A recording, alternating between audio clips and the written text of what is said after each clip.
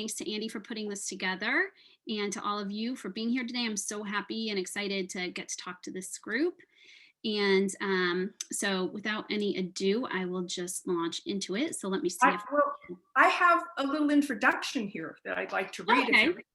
Go ahead. First, I want to welcome everyone to the Community Choice Energy with the wonderful Ayn Cracian as our guest speaker.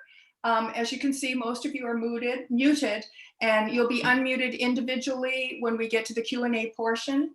Before we begin, let me just tell you how this will proceed.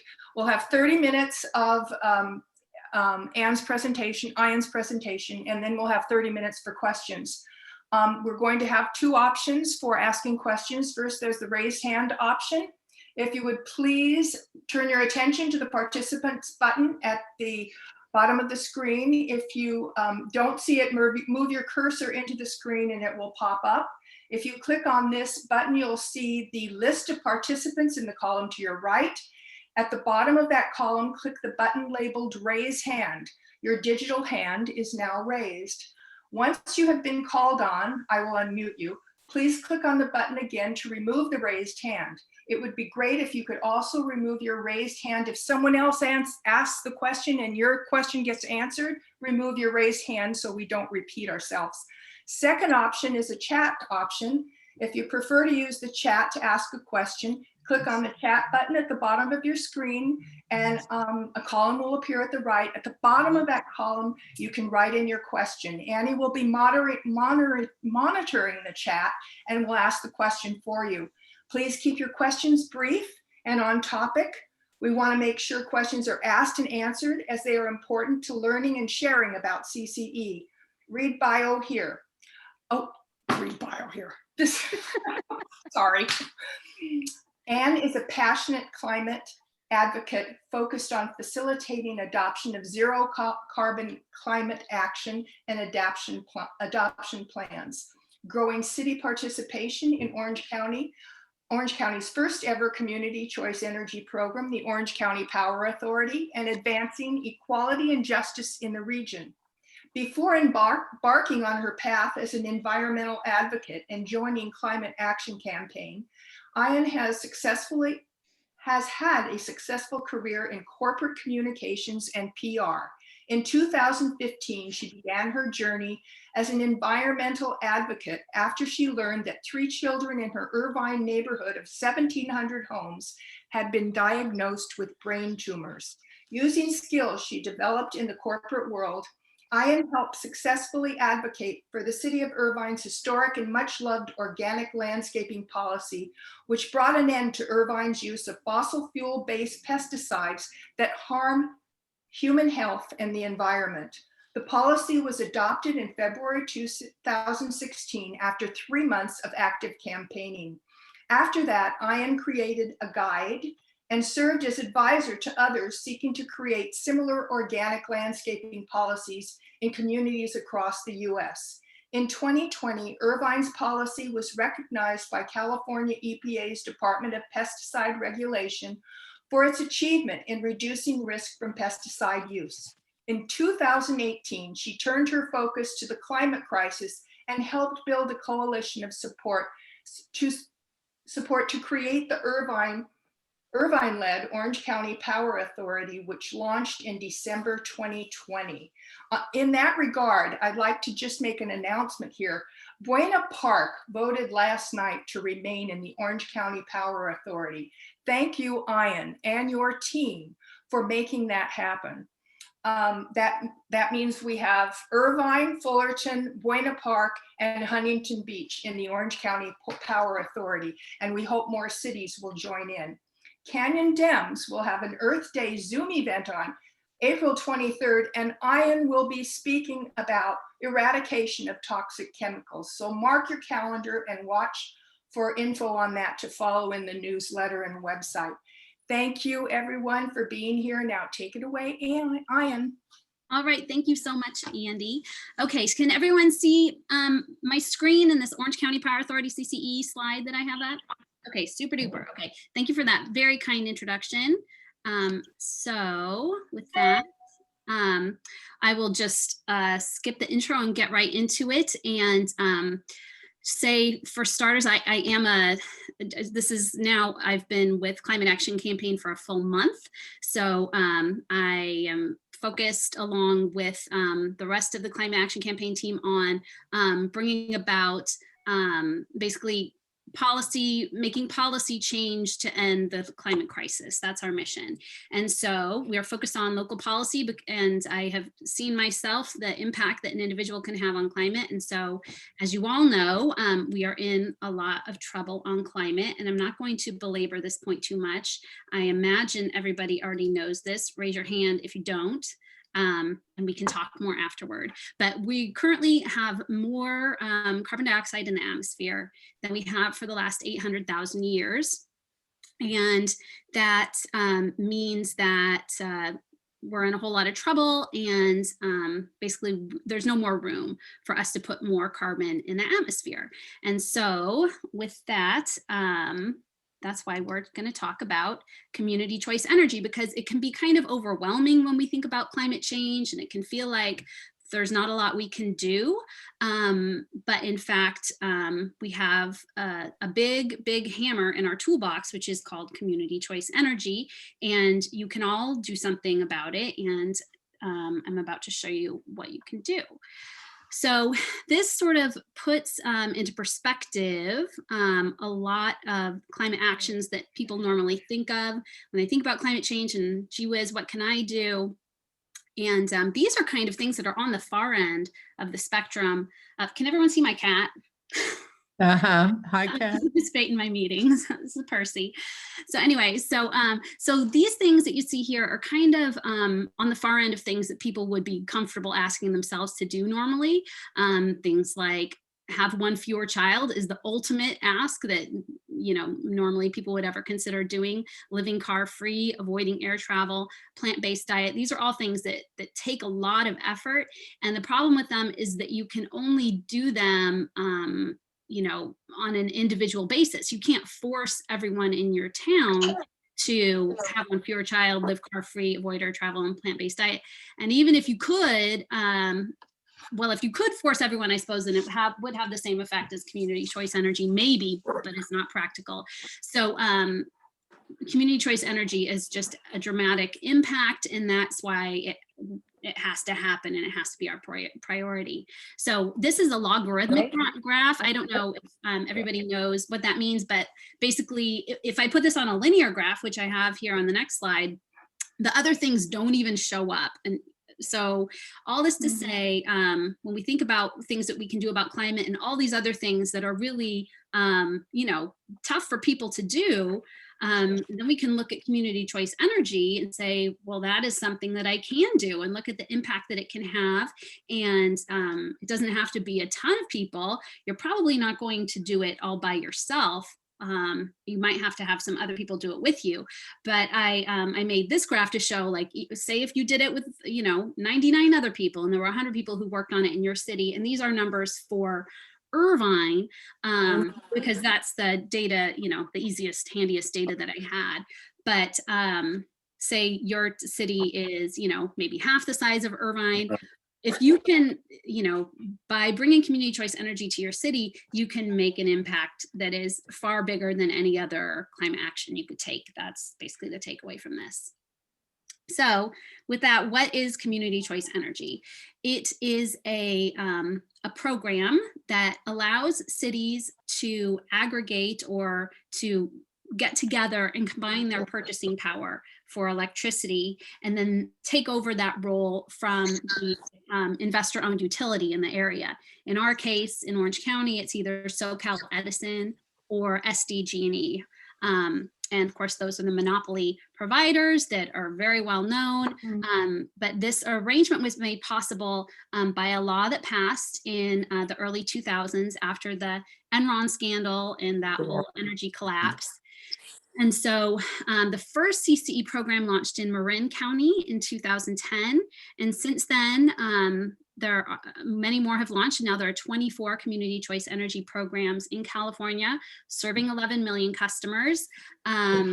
with a lot of electricity. And by next year, 25% of cities in SoCal Edison territory are estimated to be within a CCE, and that's projected to increase to 80% by 2023. So it's a very successful, proven, and growing model.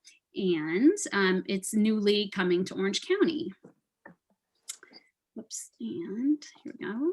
Okay, so here's how it works. So the Community Choice Energy Program, or CCA, it sort of goes by both names. C for Community Choice Energy, CCA for Community Choice Aggregation. The CCA makes the contracts to buy electricity on behalf of everyone in the city once the city passes the CCE or approves it. And then the city can get together with other cities. And in the case that's just happened in Orange County, and what Andy was referring to with Buena Park ratifying its approval last night. Now we have, as Andy said, Buena Park, Irvine, Fullerton, and Huntington Beach that have gotten together and formed this OC Power Authority, and they're bringing their purchasing power together, and they're going to make contracts to buy electricity. And a big benefit of it is that they can make contracts with more renewable providers. That's mostly wind and solar and some geothermal. And then the electricity is delivered to your house the same as it currently is over the incumbent utilities network. So that's Edison or SDG&E, depending. And then you have the same experience of flipping on or off your lights or plugging in your refrigerator, doing all the things that you need to do with your electricity. And so that experience doesn't change, but you will, and you'll still get your bill from Edison or SDG&E, but it'll just have a line item on it that says OCPA if you're an OC Power Authority customer. So there are a number of benefits. There's something in OCPA for everyone, which is great for people like me who care about climate. Then, you know, the reduction of greenhouse gases is really chief among them, but everybody likes choice. And so it's great news that Community Choice Energy, just like you guessed from the name, it provides a choice, and the customers can opt out anytime. It provides local revenue and local control over that revenue. And the Power Authority also operates, I didn't say this before, I'm not sure if I covered it in the slides, is a not-for-profit, which is a big benefit. So by law, the money that the Power Authority creates, that any CCE creates, actually has to go back into the Community Choice Energy Program. And that's to provide programs that benefit the local community. And it also stabilizes rates as SCE and SDG&E raise their rates. And I already talked about reduced greenhouse gas emissions. So this is an example of what the choices are for a sample customer in the city of Albany, which is in Northern California, which is served by East Bay Community Energy. So if you lived in East Bay Community Energy, the city of Albany has selected this Brilliant 100, which is the 100% clean energy, as the default product for its customers. But if you live there, you could also choose to either opt into their Renewable 100 product, opt down to their Bright Choice product, or opt out altogether and return to their investor-owned utility, which is Pacific Gas and Electric. So you can see it's a lot more choices than currently available. 26 cents versus 25. Other way. Okay, this is what the bill would look like, more or less. This is for, it has a Santa Ana address on it, but you can just see that the bill will still come from Edison, but it just for generation has OC Power Authority on it. And so the customer experience is largely the same, but generation charges are the charges that Edison charges for, you know, the actual generation of the power, and that's where the 4% savings comes in. This is for the Los Angeles CCE program called the Clean Power Alliance, and these are the options that they offer. Lean power, which is 36% renewable, with the remaining of it, you know, fossil fuel generated. Clean power 50-50, which is at the same cost with the existing utility, and green power 100% renewable at a slight premium in cost.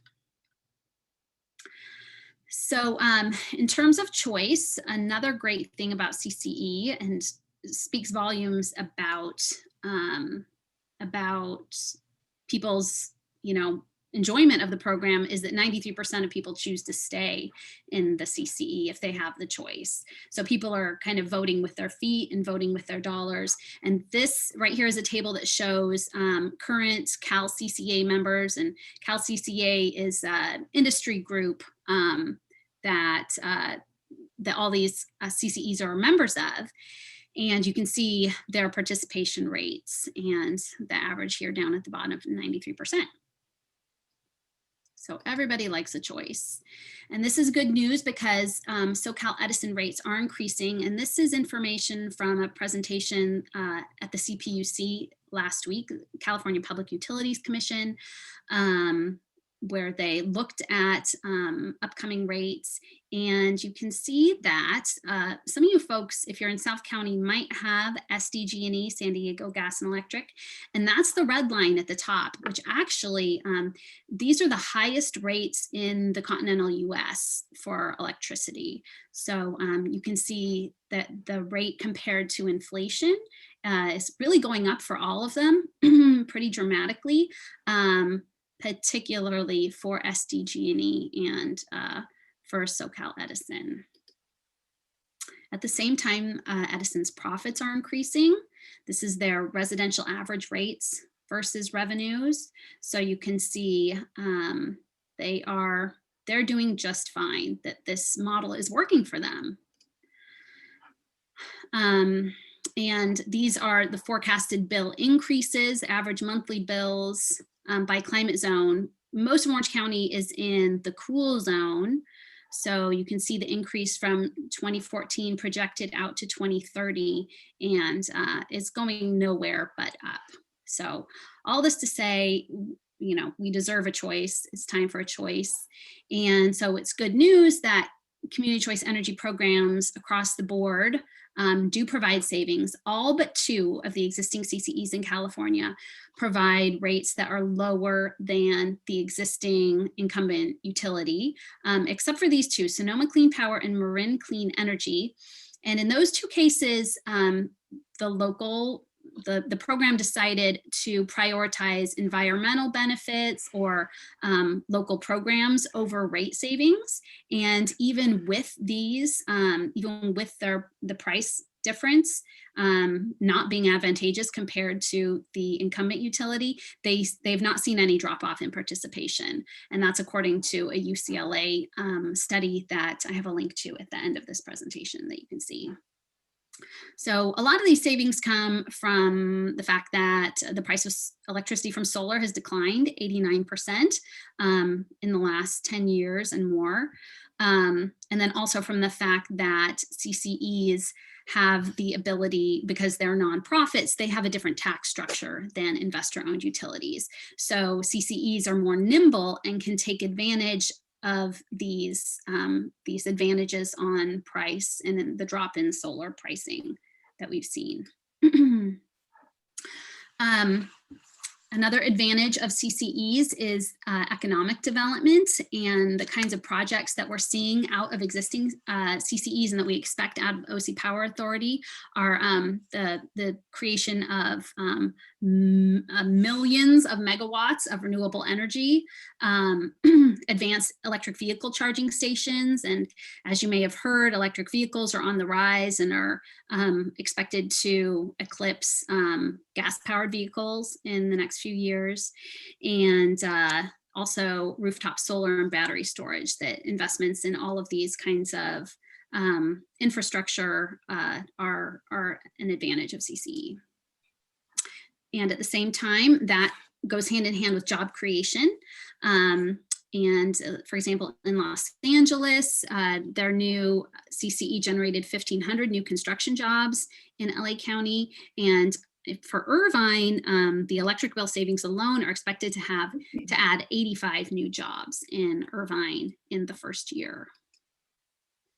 And like I said, there's just a host of local programs, and the sky is almost the limit in terms of what a CCE can offer in terms of programs. EV charging stations are very popular, building microgrids, or these are sort of isolated energy networks that are immune from the effects of wildfires. They can be shut on or off quickly and not be affected by outages, and can ensure reliability. And this is big for, critical infrastructure operations like hospitals or, manufacturing facilities that can't go offline. And the obstacle to microgrids is usually funding, but CCE provides the funding that those programs need and makes them possible. CCEs can also offer 100% clean energy to low-income customers at no cost premium, and discounts on community solar programs, and on and on and on. The sky's the limit, really. One thing that several CCEs did in the last year, the Clean Power Alliance in LA offered COVID relief to the tune of $1 million for residential and small business customers, as did Central Coast Community Energy and Silicon Valley Clean Energy. So that's one of the great things when you talk about local control in CCE, is it really enables communities to respond to the needs of their residents. And so they can do that quickly just by having a board meeting of the local board, whereas normally a decision like this would have to go through the Byzantine regulatory structure of the California Public Utilities Commission or other commissions. And so that's a great advantage of CCEs. This is just a table that shows some of the things I've already talked about a little bit, that they offer in terms of solar programs, demand response, transportation programs. There's a lot of talk about electrifying transportation, EV buses and shared transportation, and then also rebates for electric vehicles and electric vehicle charging stations, and then resiliency programs. This is just a partial screenshot of a table of these things. Net energy metering, if anybody has solar panels, you might be familiar with net energy metering. It's the payment that you get from your power company for energy you produce but don't use. So so every CCE offers that. So what's great about CCE programs also is that they enable a community to further reduce its carbon footprint by electrifying other parts of their community. So this is the case in Menlo Park, which is a city up in the Bay Area that's served by Peninsula Clean Energy. And as it says here, Peninsula Clean Energy currently provides 90% clean and renewable energy, and they are working to be greenhouse gas free by this year and provide 100% renewable energy by 2025. And so this has enabled Menlo Park to declare its intention to be the first carbon neutral city by 2030, which would be the first in the US. And you can see they have graphed here their electricity, or their complete carbon footprint. And you see over time how the electricity has reduced, and I mean, I'm curious where it is right now, but it's somewhere smaller than 2017 and bigger than, here it is at 0 pretty much in 2030. But they can put the money, the net revenue, the leftover money after they're done paying off the price of buying the electricity and then paying off their administrative costs, they can put that money into electrifying buildings, replacing natural gas water heaters with electric, and the other EV chargers and things like that. So it enables them to take carbon to 0. This is a graph showing existing long-term energy contracts for renewables. And you can see, oh, you can't see, let me see if I can move this menu so you can see it. Oh. Anyway, so the little stack over on the left there, is investor-owned utilities. And then this tall column in the middle is CCEs or CCAs. And these are contracts that are inked and committed to, and it shows that, the CCEs are making a vastly larger commitment and have made a larger commitment to solar and wind and geothermal, et cetera, renewables than investor-owned utilities. So when a CCE gets together, the group of cities get together, right? I touched on that, and they combine their buying power, and they create what's called a joint powers authority. So sometimes the question comes up, what is a joint powers authority? It's an independent public agency that operates a program on behalf of its member cities. And while you might not have heard of a joint powers authority, you are probably familiar with some other JPAs, including the Environmental Water District, Vector Control, and the OC Fire Authority. So these are all, pretty familiar and proven models of running a program like this. So what the Power Authority does, or what any JPA does, is to buy and sell the power, to manage the operations, and the advantage of this is that the cities themselves don't have to manage it. It makes it much more easy for a city to participate in, and makes it so that the city does not have to hire staff and does not have to pay benefits or anything like that. The Power Authority is paid for through the revenue from folks' power bills, the money that currently goes to Edison shareholders or SDG&E shareholders. If you live in South County. CCEs have another measure of their success is their credit ratings, which are far better than SoCal Edison's. And you can see here, these are all ratings just from 2020 that CCEs have achieved. And you're probably familiar with credit ratings. If you have any sort of, I don't know, may have heard of them if you do any investing at all, but it's just a measure of the health of an investment vehicle of an organization. And so Moody's, Standards & Poor's, and Fitch evaluate CCEs in addition to many, many other, assets and for their financial health. And this just shows that CCEs are financially healthy and viable. In terms of where we are with CCE in Orange County, this map is a bit dated now because, as Andy could tell you, and as some of you might know, Lake Forest voted to not to move forward with the CCE. So they're not on the map, but Buena Park, like Andy said, did vote last night to stay in. So we have 4 cities. And you can see which ones also had indicated some interest. And I have another map here too. This is a map from about a little bit more than a year ago now, when we were just hearing back from cities in response to a letter that was sent by Irvine's mayor, Christina Shea, inviting them to, enter into exploratory discussions about CCE. And so I think some of you are probably from parts south, maybe Rancho Santa Margarita and Mission Viejo. So they did respond with some interest, both those cities.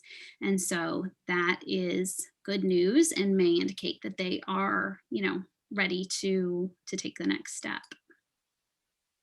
There are protections in place for cities that enter. And so it's important for them to remember that cities can opt out of the JPA at any time. There's only been one city in California that has opted to leave an existing CCE, and it was one out in Riverside County. And actually, when they left, they made $5 million selling the rights to the energy that had been purchased on their behalf. So it's not something that has caused any existing city any harm. There are more than 180 cities in California, cities and counties that are participating in CCEs. So that is an endorsement. And then another protection is this idea of local control, and that CCEs have more accountability because it's much easier for folks to go to their local city council meeting to talk to their city council about what they do or don't like with their CCE, or to go to their the local CCE board meeting, which you can do, and which I did earlier this week, and Andy did, and I know a lot of other people on this call did. So there's a lot more opportunity for participation through CCE than through investor-owned utilities. Like if you think about what you want, if you wanted to voice your opinion on what's going on with, SoCal Edison and their rates or programs or SDG&E, you might have to call into a CPUC meeting. If it weren't COVID times, you'd have to go to Sacramento or to San Francisco. So this is just much easier to participate for folks.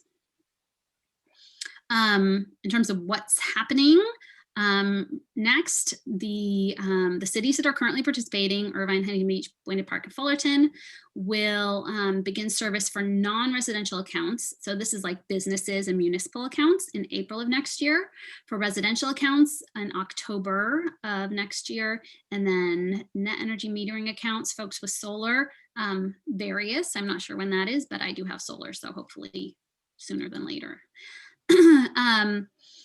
Now, this will be of interest to you if your city is not currently one of those for this participating. For new cities that join, that vote to join this year, they can begin service in 2023. If they join the next year, they can begin service in 2024, et cetera, ad nauseum. And the reason for that is that the California Public Utilities Commission has requirements about notifying customers, because all customers in a given city are opted into the program. And so they're required to have a year of notice to make ready and to notify customers that this is all going to happen.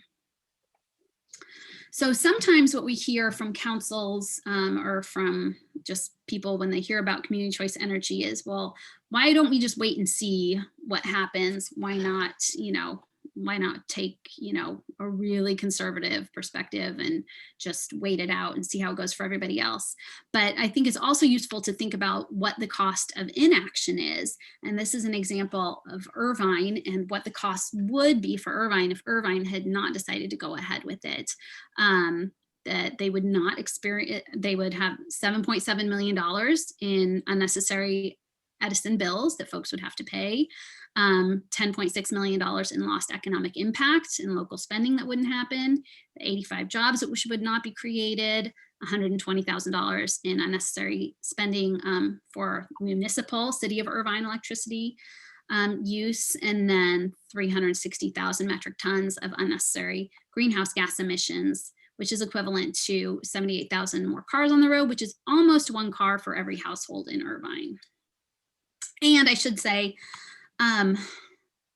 although, Irvine's, these numbers are for Irvine because of Irvine's size and Irvine's load and the number of people who live in Irvine and the businesses in Irvine. So if your city is half of Irvine, then you can kind of, factor it down from there.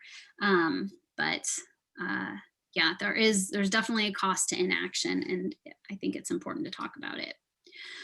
So if you want to bring CCE to your city, what will it take? What do you have to do? We need persistent but polite resident leadership. It's very important to have folks who are residents of the city who are committed and are willing to reach out to the council and kind of provide that leadership. City councils are very interested in hearing from residents. I don't mind going to council meetings at all and giving comments, and I live in Irvine, and so I have extra power in Irvine, really. And I always tell people, if you live in a city, you have a superpower in that city. And if you've never gone to a council meeting, maybe a lot of these folks on this call have, but it seems to me councils are just really focused on what, if resident comments are made at a city council meeting. So we need resident leadership. We need letters of support from businesses to city councils. We need visible community support from all kinds of community organizations. And then when the moment is right, we need comments at city council meetings and possibly a petition. We had a petition in Irvine. There was one in Lake Forest also. They've been used in other places. But comments at council meetings are really, really key. So what can you do? I would love to hear everyone's questions and what you know, if you're interested in helping in your city. But if you are, then some things to think about are, you know, where do you do business? Where do you shop? Where do you dine? Where do you work? Is there a way that you can reach out to the folks at those companies and get letters of support? Do you have a friend or a friend of a friend on the city council?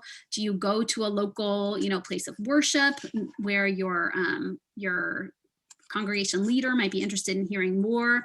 Is your congregation interested in climate at all, for its humanitarian benefits maybe? Saddleback Church did write a great letter endorsing CCE, which might be useful in other South County cities. If you know anyone on a homeowners association board or PTA, Chamber of Commerce, or any groups that you're part of.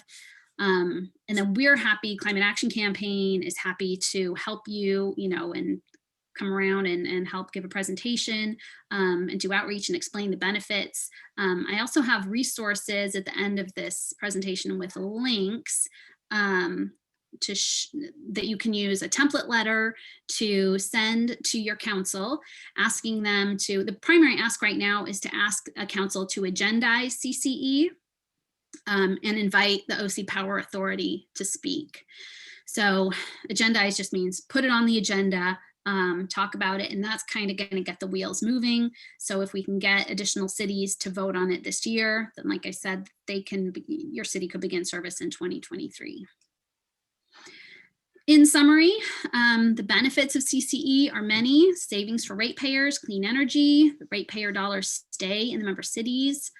Jobs and economic benefits will stay in Orange County, programs and incentives targeted to community and business needs, a governance structure that provides a voice on decisions and a focus on zero carbon grid with microgrids for reliability.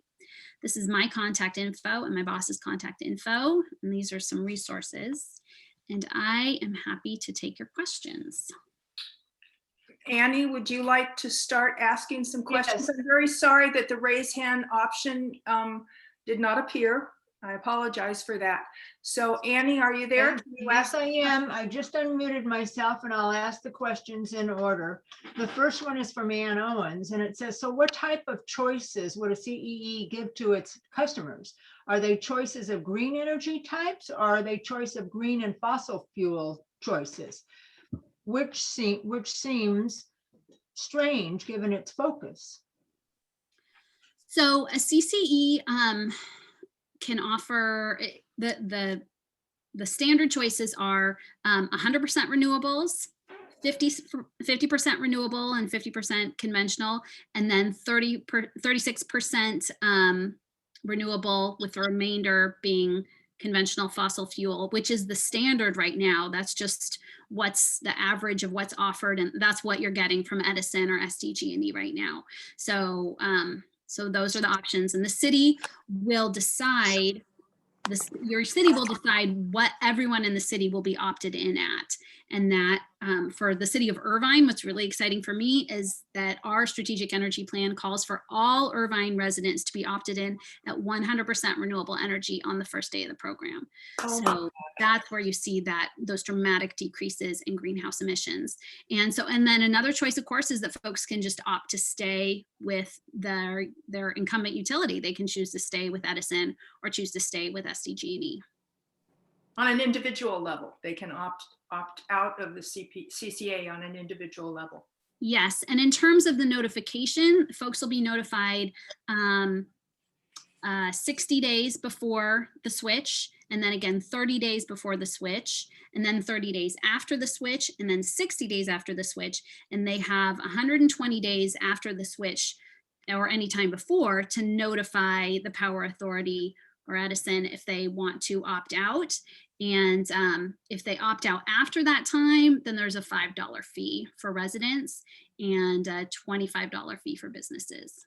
But they can still opt out at any time.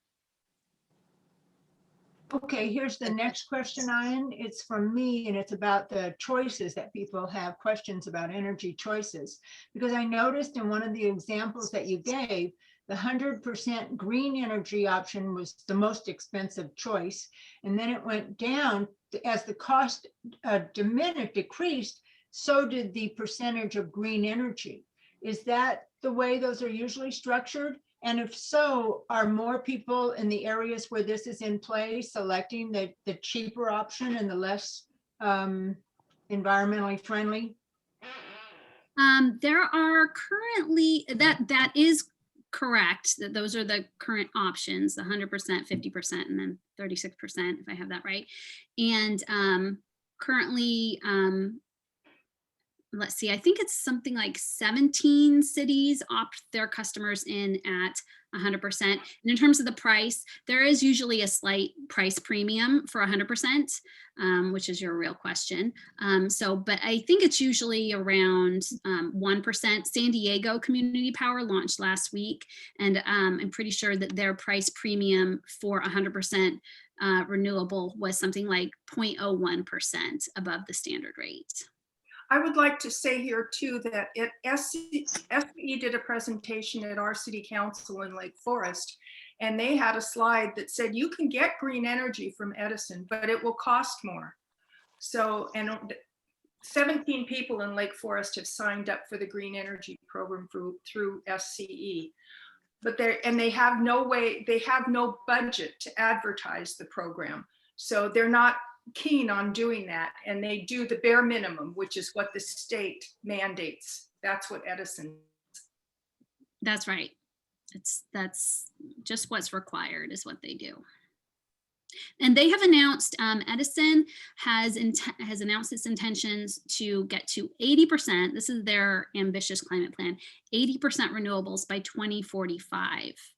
Whereas Irvine has said that with CCE, they will be able to get all of Irvine 100% renewable across the board, across the whole carbon footprint by 2035 at no additional cost to residents with CCE. I'm moving. And here's another question from Rona Henry. Can you have sample public comments that we can look at, so we can write to our own city council to encourage them to adopt this? Would it be helpful if it included information links? Yeah, I have at the end of the presentation, I'll drop some links in the chat, a template letter if you want to send a letter, and then also a fact sheet and kind of a one-pager about CCE that you could use to get, to create your own talking points, or I'm happy to write, to help folks write their comments if they want to, if they want help too. And I'll put my contact info in the chat. But yeah, I'll put those links in. And that's yeah, thank you for the suggestion. And here's a question from Heather Gilbert. She says, what can happen next in Lake Forest? What do we ask them to do now that they've voted to drop out? That's a good question. Lake Forest said that they were going to look at all their options, right? But as Andy knows, they have been looking at CCE for several years and not done anything with it. So people could well be skeptical of their actual intentions there. When they did their analysis, when their consultants did their analysis of all their options for CCE, and they looked at all the possibilities that were before them, they found that OC Power Authority was the easiest and the lowest cost option that the city had, and everybody wanted it, but nonetheless they didn't move forward with it. So what could residents do? I mean, you can very well keep asking. You can encourage them to keep their word and go ahead and look at their other options as soon as possible, I guess, so then they could rejoin later this year before the December 31st deadline, so you could begin service in 2023. That might be the best case scenario. But the option that they were talking about of joining this Cal CCE, which is based out of Lancaster, I'm not sure how that council is really going to feel about having to drive to Lancaster for their board meetings. And then also whether their programs, Lancaster's programs, are going to be a fit for Lake Forest. And so that, I don't know. that, I don't know, doesn't stand up to scrutiny when I think about it. And then the option that they've also talked about, that especially I heard Mark Teddemer talk about, launching their own CCE as the fullest expression of local control, would be very costly. And Irvine has agreed to fully fund the $20 million of upfront costs and loans that are required. So I'm not sure if Lake Forest and, is really going to be interested in doing that. So, but if I lived in Lake Forest, I would keep asking. And then I would, as we get close to the end of the year, I would say, okay, now you're still not doing anything. Why don't you sign up for OCPA? And you guys should look for good candidates in districts 2, 3, and 4, because now is when the work should begin for next year, and you need good candidates. And so if it doesn't happen this year, it's not going to happen. And Mark Teddemer won by 500 votes. And so that should be an area of focus. Nikki Motizetti, I probably don't have to tell any of you, works for SoCalGas, and that should be a non-starter. They said a lot of things at that council meeting that I think folks in Lake Forest should know about. And it's a low engagement election, it looks like. The margins were not very wide at all. So if I lived in Lake Forest and this had happened to me, I would also be looking to register voters and raise awareness and turnout for next year, in addition to getting good candidates. So that's probably like job 1 right now. Thanks, Ayn. Wow, nothing stresses more the importance of working in the Lake Forest election. Wow, that's so big. Faye McIntosh wants to know, really good question, if we can get a copy of this presentation. Absolutely. I will put a link to it in the chat right now. Yep. Let's see. I'm also taping this meeting, so I'll have the tape. Oh, good. Oh, I wanted to say one other thing. The Brookings Institute has reported that green energy jobs, they're a leader. They're a leader in green energy creates jobs. So if anyone's thinking that they work for Edison and they're going to lose their job or whatever, they can switch right over to green energy, because there are green energy jobs that are increasing because of these CCAs and everything that's happening in the state with green energy. Yeah, I'm no expert on it, but I know I have heard and read that jobs in renewables and solar and all those things are expected to be, major job creators in the future.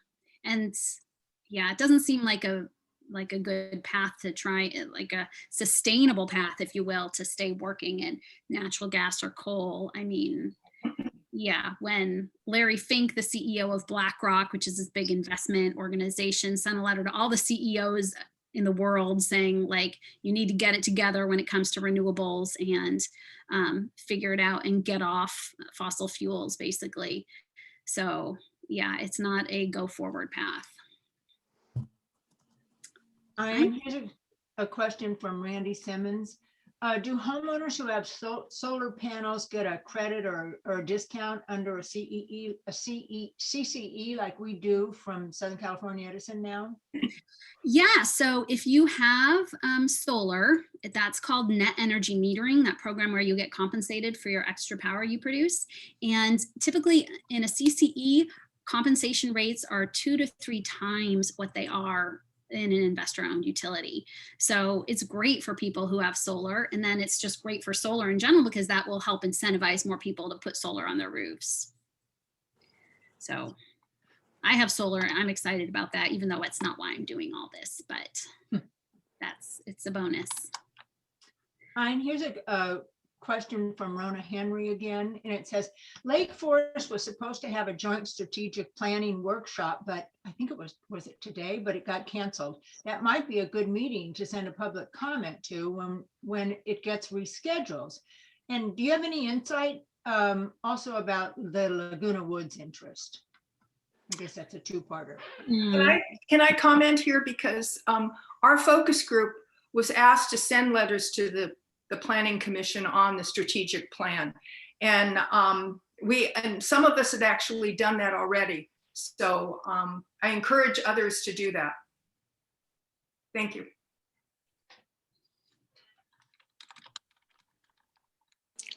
So in terms of Laguna Woods, was it Laguna Woods? Yeah. Mhm.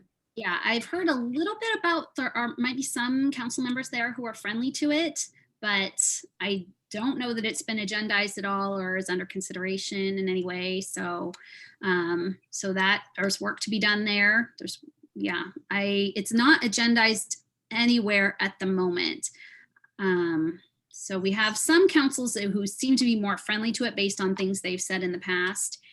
And so I'm focusing right now on Laguna Beach, Tustin, and Aliso Viejo. But any city that warms up and shows that it's ready to go is going to be someplace that we're going to hop on and work on. What's really great also is the Power Authority is staffing up now, and it's going to make it easier for advocates. So like their new COO started this week, a gal named Antonio Castro Graham, and she was the former, she was at one time the sustainability director, I believe, in Huntington Beach, and then most recently she was the assistant city manager in Fullerton. And so she's just come on board and she knows a lot about CCE.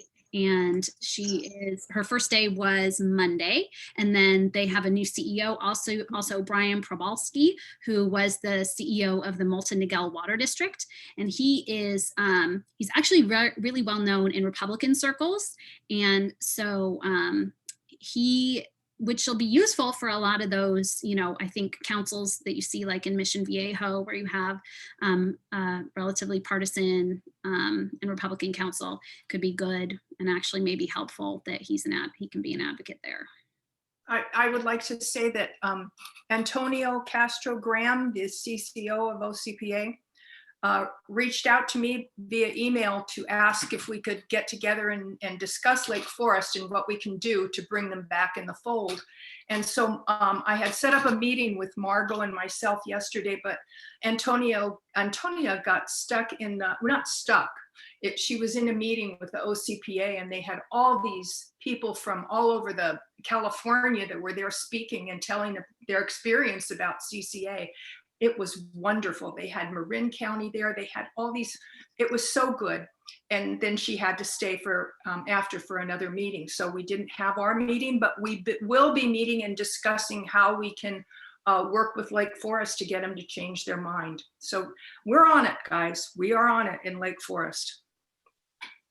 It was so much, you guys put in so much work in Lake Forest, so it was discouraging, but that was all groundwork. And so it's not for sure. It'll pay off eventually.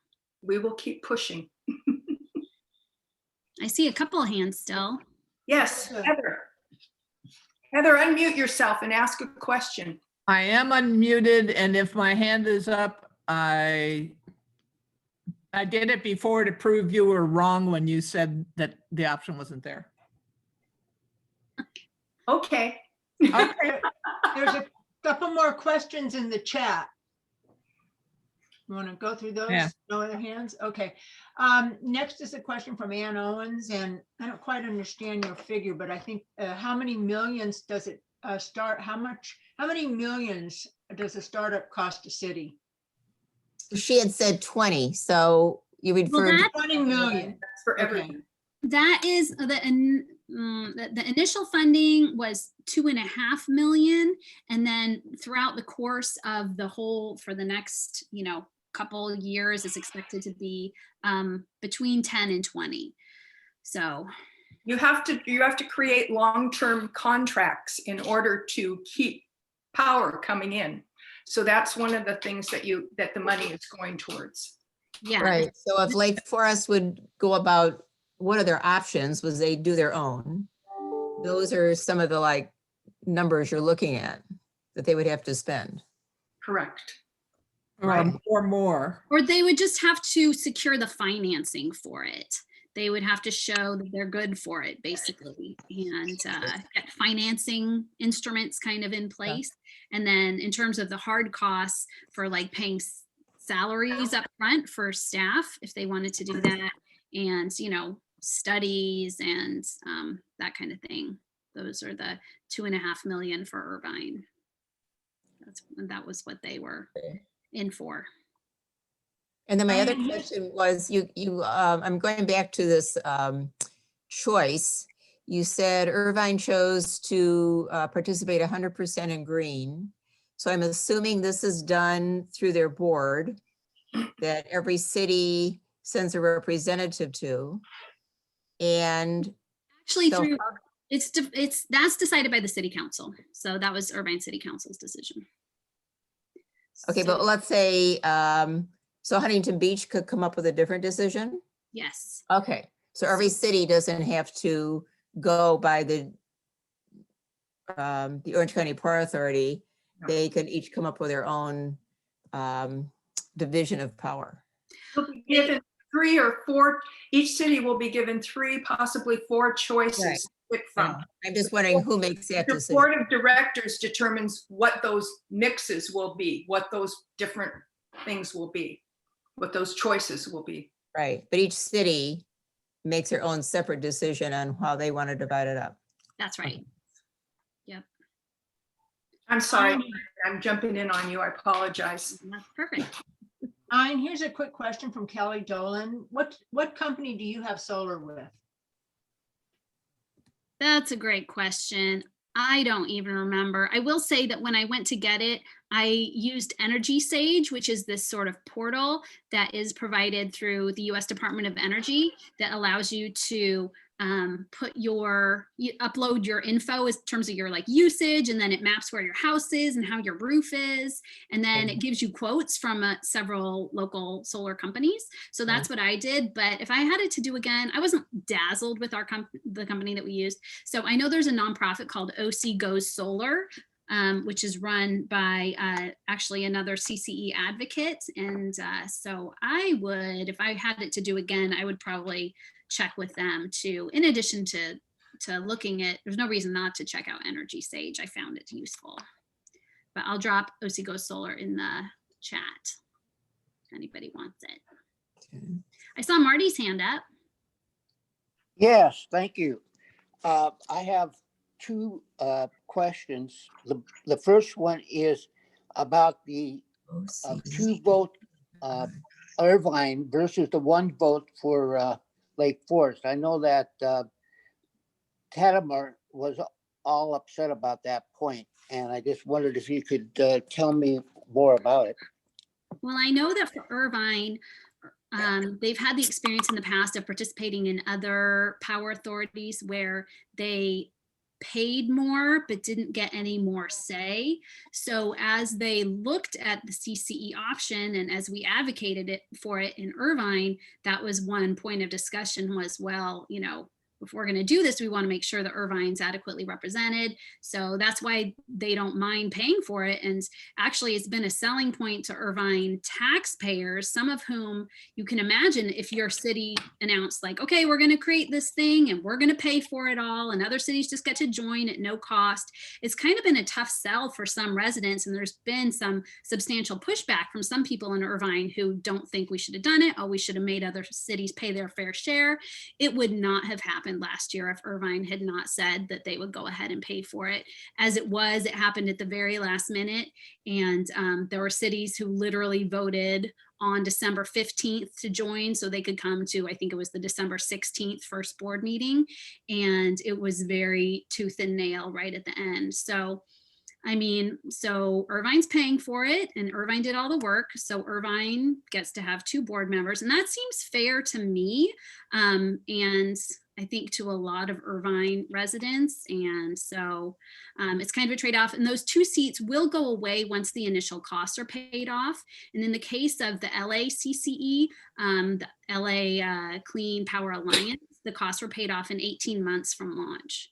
So it could be paid off very quickly, and then that objection could go away. So, but the problem with the unfortunate thing about Lake Forest having dropped out early is now they don't have a seat at the table to, you know, for those early discussions about how things are going to go. But the advantages will still be there for them. The savings will still be there for them, and the, you know, renewables benefits will still be there for them if they decide to join later this year or next year. I'd like to just add something. could I- Oh, go Could ahead. Go Could I ahead. have my second question? Okay, the second question is, what is the spot market all about power supply market? How does that work, and who determines how to purchase through the spot market energy? The spot market, I have to say, I don't know what the spot market is. I know that the Power Authority is bringing on a team of procurement specialists, people who specialize and have expertise in energy markets, and it's a rather complex animal. And so they are right now, in the process of hiring those people who are going to make those deals and ink those contracts for the Power Authority. But I don't know what a spot deal is. Yeah, from what I understand, it's like it's just like the regular market, except they will buy and sell energy on, I guess, a daily basis, but depending on which energy source is the least expensive. Right. Well, I know that in California anyway, the CCEs sign long-term agreements. I think they're 10 to 20-year agreements. So I don't think that would be something that the CCE Okay. would engage in. Okay. May I interject something here? If you really want to get an idea of how this is playing out, the Orange County Power Authority Board meets on the second and fourth Tuesday at 10 o'clock in the morning. You just simply Google Orange County Power Authority, you go to the meeting, you can click on it, and you can be there. They won't show your, the video will be off and the sound will be off, but you can see what's going on and you can make public comments. They do allow for public comments. So I encourage all of you to do that, because it's really interesting, the workings of this whole thing. I mean, there's so much to set up and they're going with it. It's fabulous. It's fabulous. And yeah, what Andy said.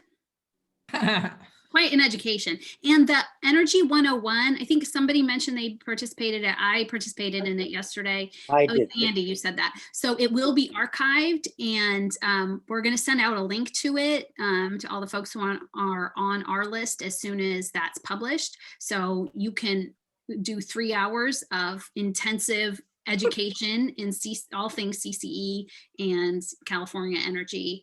And I don't know, depending on what. It was 3.5 hours yesterday. I was on all 3.5. Yeah. It's very So was I. So was I. Can you write an executive summary for us, Sandy? I took a few notes, but not many. Yeah, me too. Notes, actually, I have notes I could share. Oh, good. I can pull those up. Well, you said you were going to get us the actual presentation. We can share that. He's already got us that. The presentation, I don't have last time I checked earlier today, they hadn't shared the video of it yet. You mean yeah. Like the archive version, like Right. on YouTube or something. They were supposed to post it. They said they would. I thought you meant your presentation, which My notes. Oh, my presentation from today. Yeah, you should Yeah. have that in the chat. I'm actually taping it, so. Okay. Yeah, but Proud. if you tape it, then I have to sit there and watch the whole thing. This way I can flip through at my speed and find what I'm looking for.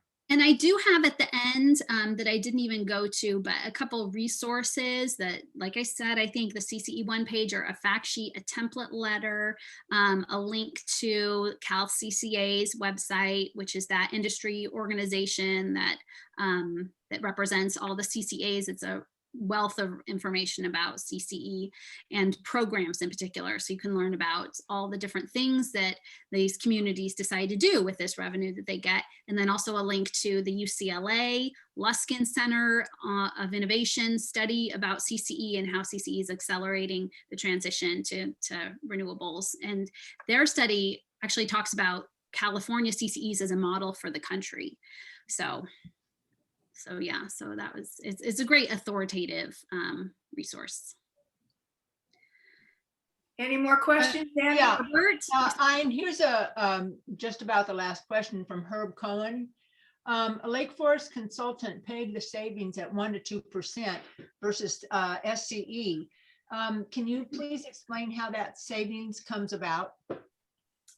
Yeah, well, actually now, as of last week, I spoke to the lead consultant for the OCPA, and he said that they're estimating, and it's published in their pro forma, which is in the end of the presentation that I shared the link to, 2%. They're estimating 2% across the board savings for residents and for businesses.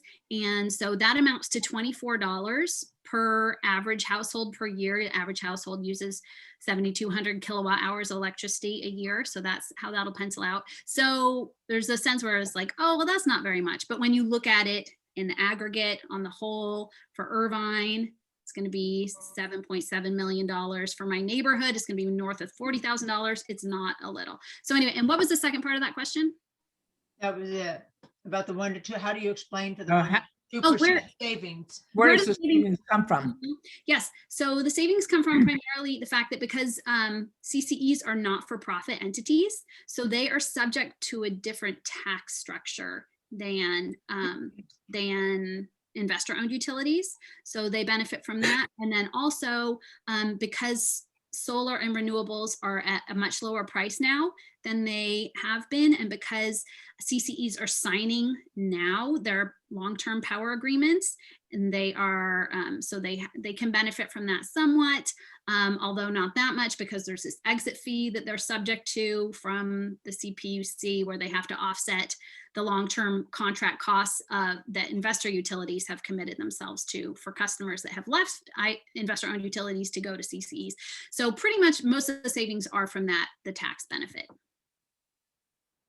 And if you review the Huntington Beach video that I sent everyone, actually, Council Member Posey in that video speaks specifically to that cost savings, tax savings. And that's why the cost is lower. Mm-hmm.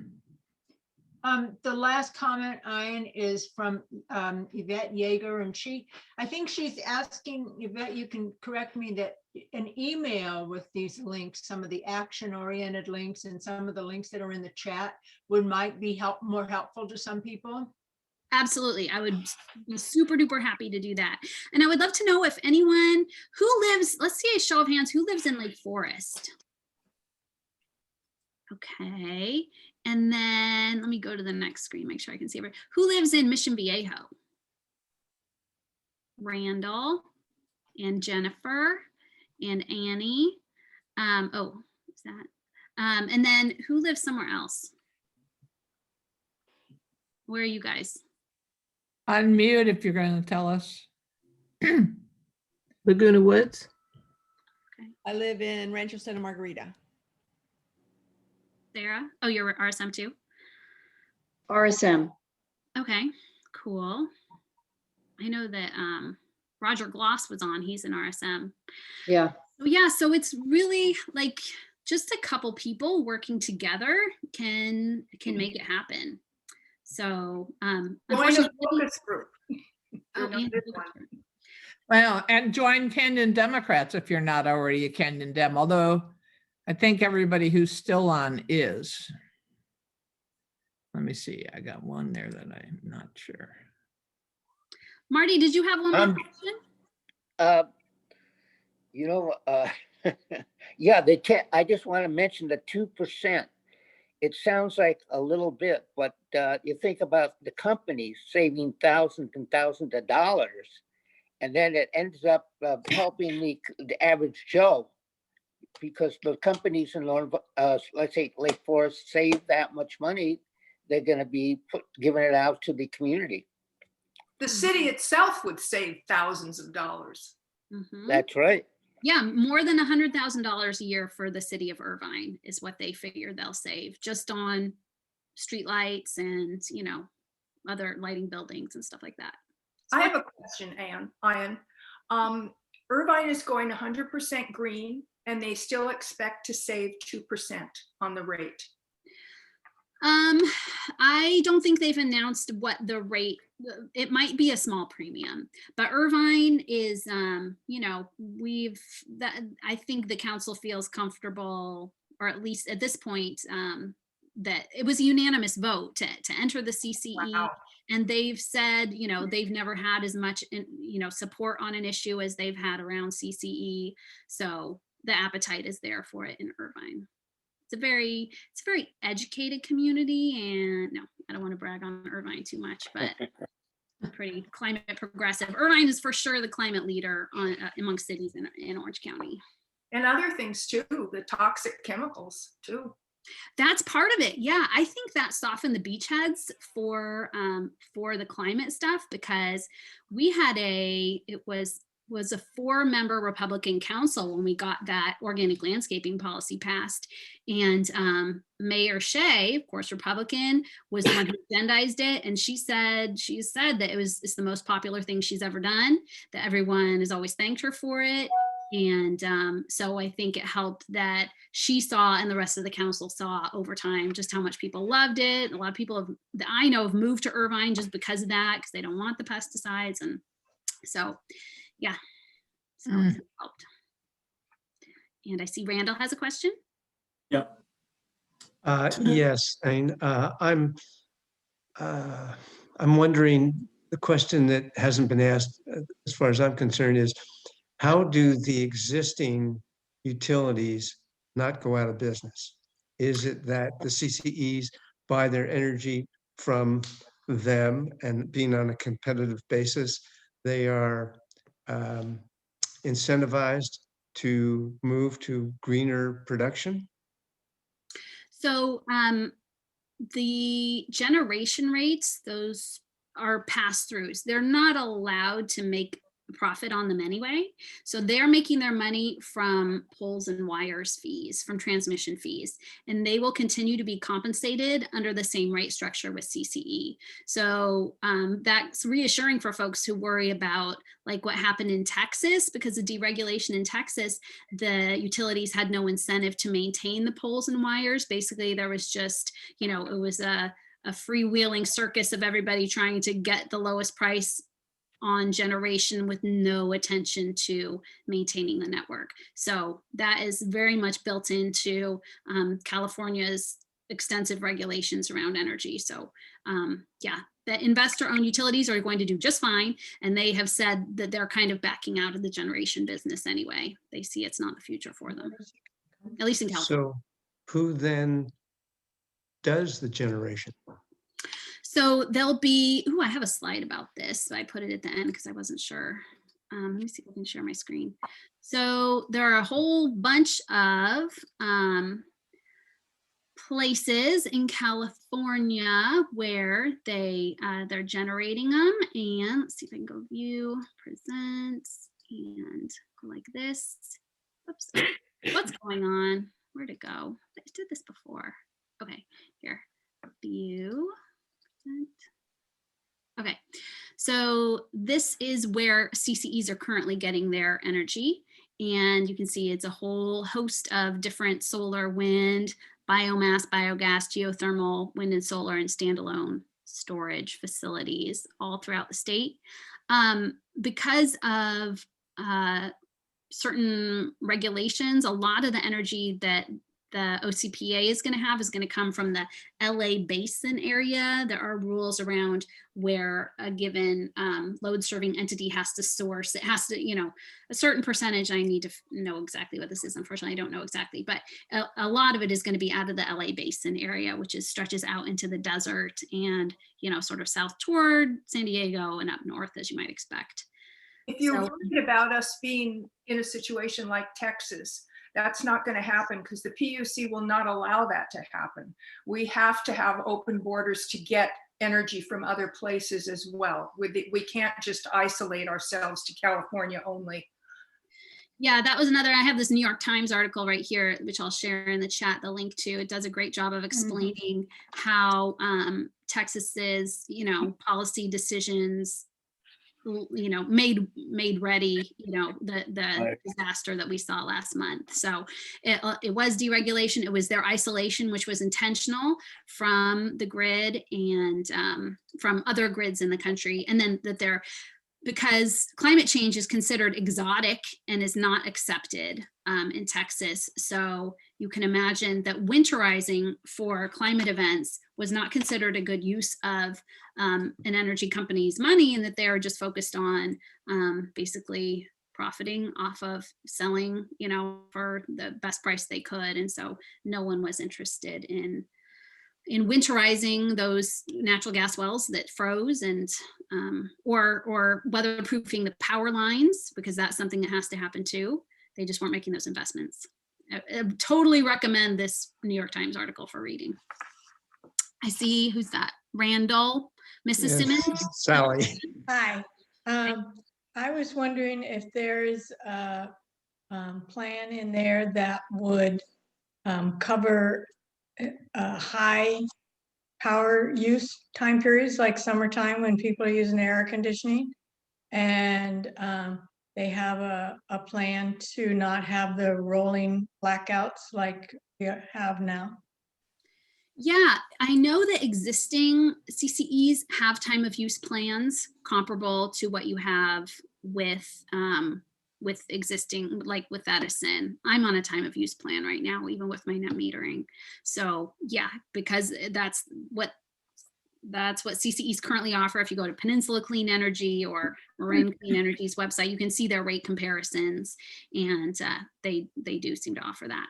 And what was the second part of the question? So that they won't run out of energy when they have a heavy use time. Right. So the key for an area that wants to switch to 100% renewables, what they do for off-peak hours is this solar plus storage is a huge area of growth. So there's these mammoth facilities. There's one that just went online down in Otay Mesa in San Diego, which is just a huge battery where they can store solar after the sun goes down. And then a similar one went online last year in Lancaster that's serving the Clean Power Alliance up in LA, and more of those are expected to be built. And then wind also is supposed to help, and offshore wind is a growth area that is supposed to be to help alleviate those issues also. Did that answer your question? Herb had a question. Yeah, it's an observation. There is a chemistry professor at UCI who makes a very convincing case that you cannot reach the goals of non-carbon, carbon-free sources of energy unless you use nuclear. And when he says nuclear, it's because he's thinking of a new generation of nuclear reactors. So there's two issues with that. One, that people don't want a nuclear reactor in their backyard. We see that here in San Clemente. And two, his point is that the sources of non-carbon energy that you've been describing, which would be solar and wind and the like, actually have offsets. And those offsets is the cost of creating the physical infrastructure to create the devices that create the solar savings. And he says when you net the two together, the cost of creating the structures with the savings aren't so as much as it would appear.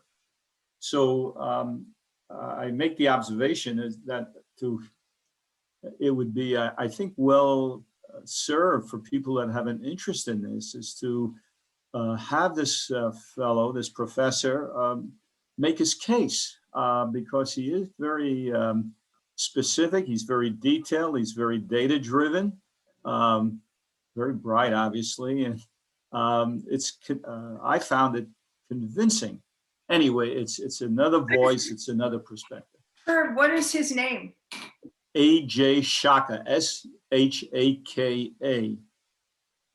He's a chemistry professor at A. UCI. Shaka?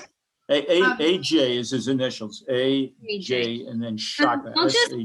I'll just say, I know plenty of other scientists at UCI who are big advocates of CCE and, do climate policy and climate modeling and work in energy in particular. So I would take it with a grain of salt. He's a chemistry professor. You always have to be careful when an academic goes out of their lane, kind of.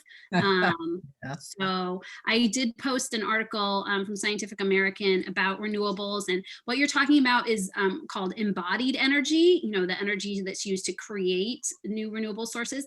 And even when you factor in like the cadmium that has to be mined for batteries or whatever, when you look at even like not even long term, but even short term, and I don't know offhand what those terms are, but there's no question that that renewables are the way to go.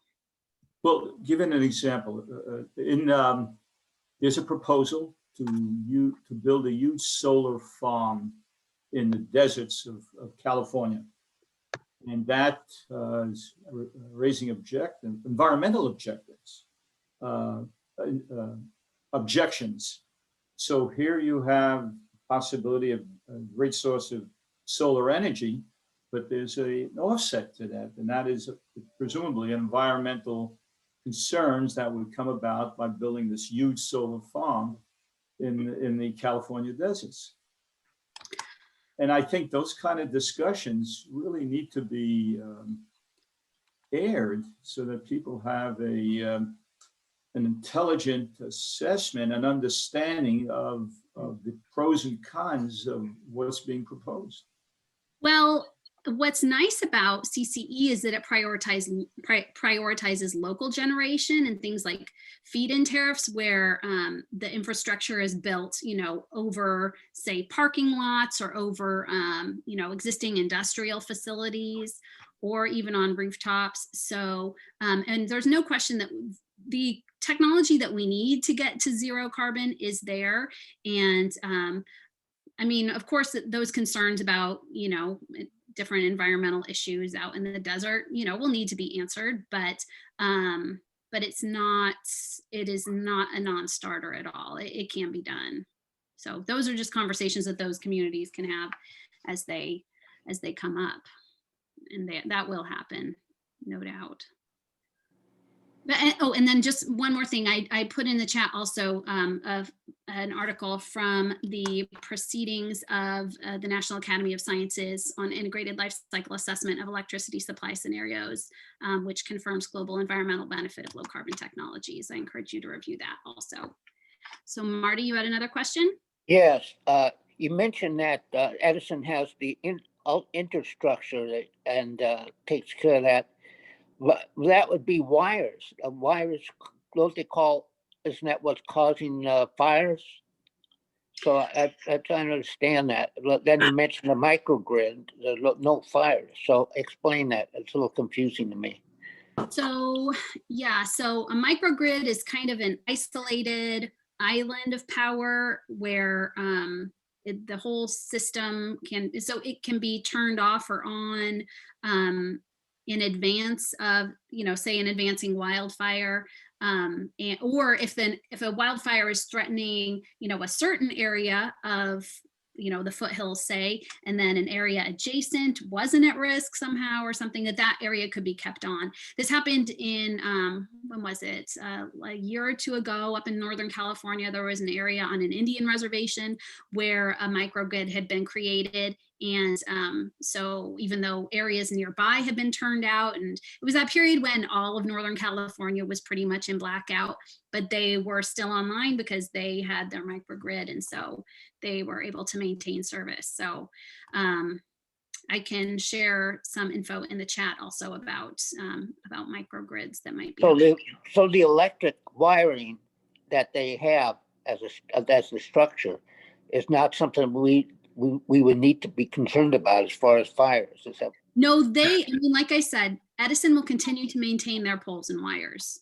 So, and that will be the infrastructure that delivers the electricity under CCE. And unless, you know, when we get to a point where they're creating programs and where microgrids are being built, potentially the board of the Power Authority or the Community Advisory Committee could say, look, we're, under constant risk of blackouts because of the CCE, and maybe certain areas that are at high risk, it would make sense for them to get a microgrid. So that's just something that could be looked at down the road. It's not something that's going to happen on day one.